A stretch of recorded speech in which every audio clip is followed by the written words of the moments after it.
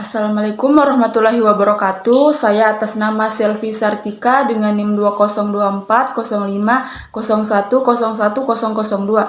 Video ini dibuat untuk memenuhi tugas akhir pengantar akuntansi yang diberikan oleh dosen Muhammad Imran SMAK. Baik, untuk mempersingkat waktu, kita langsung saja. Undang-Undang Sarbanes-Oxley Pengadilan. Pengertian Sarbanes-Oxley. Sarbanes-Oxley adalah undang-undang dan tata kelola perusahaan berstandar Amerika Serikat yang mengatur akuntabilitas, praktik akuntansi, dan keterbukaan informasi, termasuk tata cara pengelolaan dana di perusahaan publik.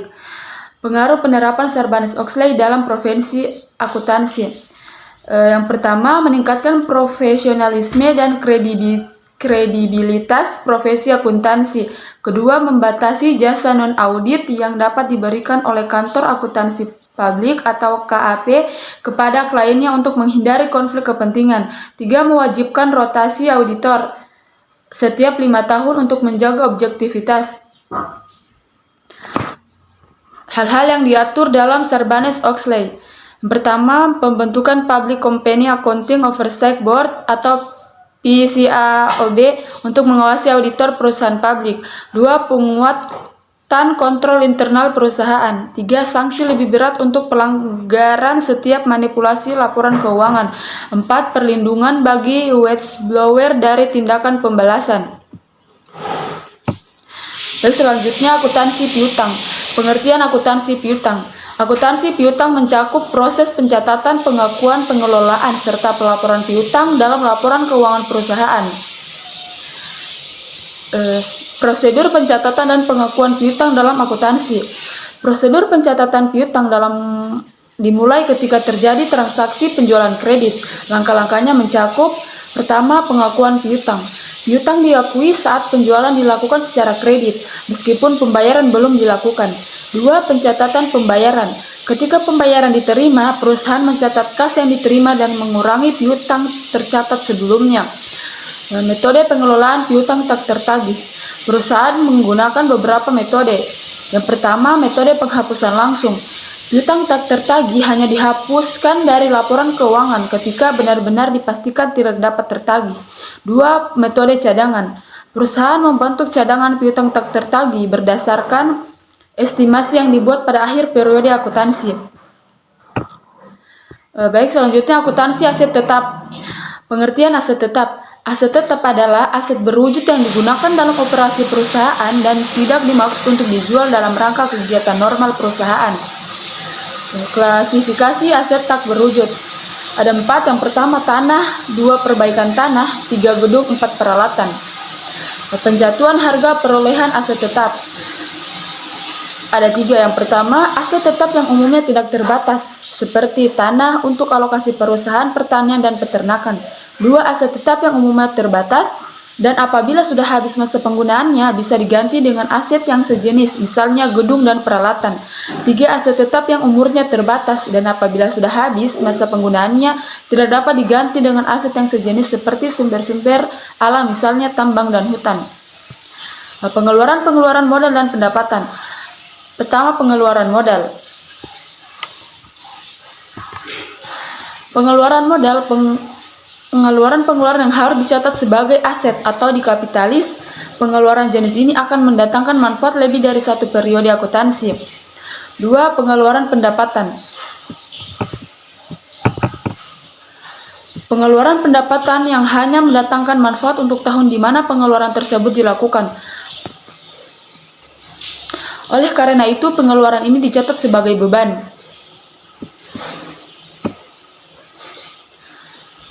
Baik, selanjutnya aset tak berwujud. Pengertian aset tak berwujud. Aset tak berwujud adalah aset yang umur ekonomisnya panjang dan memberikan manfaat bagi operasi perusahaan, tetapi tidak mempunyai bentuk fisik.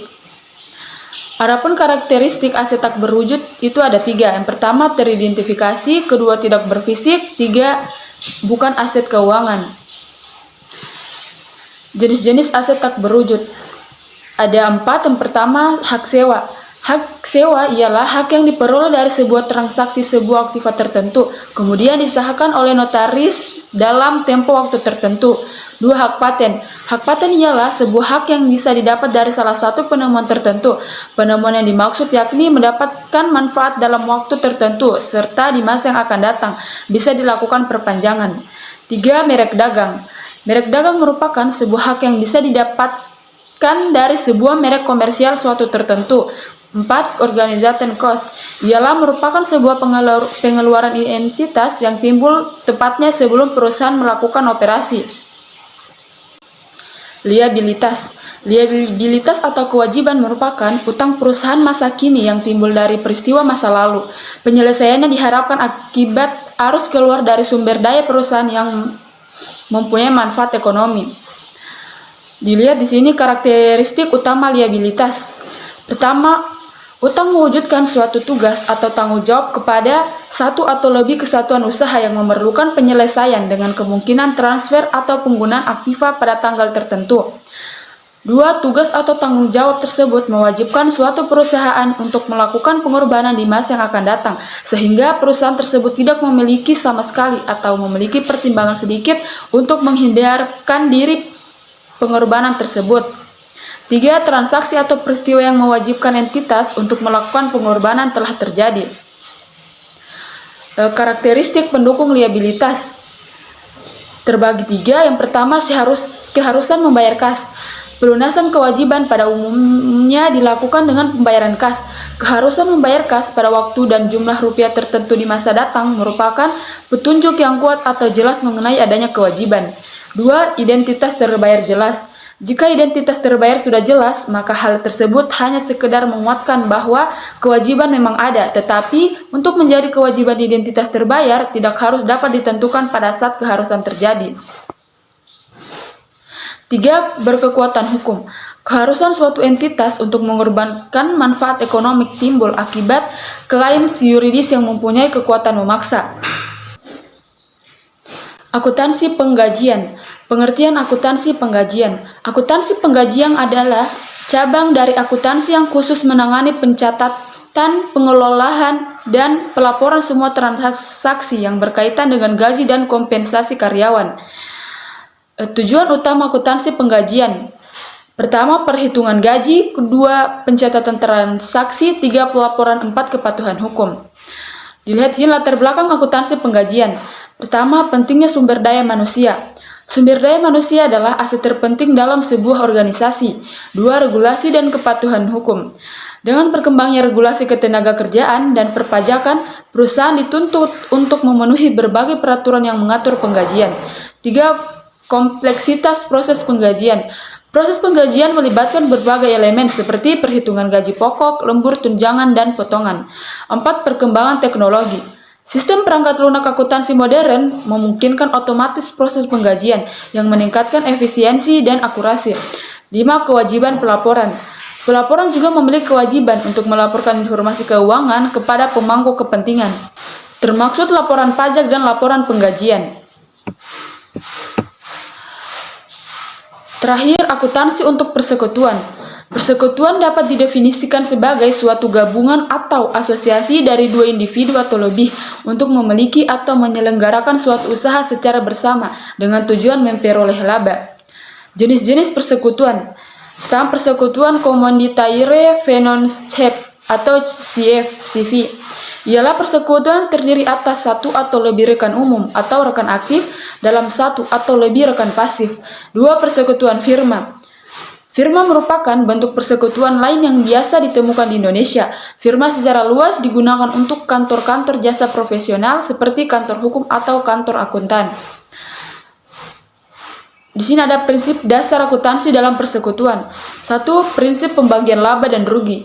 Prinsip pembagian laba dan rugi dalam persekutuan dilakukan berdasarkan kesepakatan dalam perjanjian persekutuan.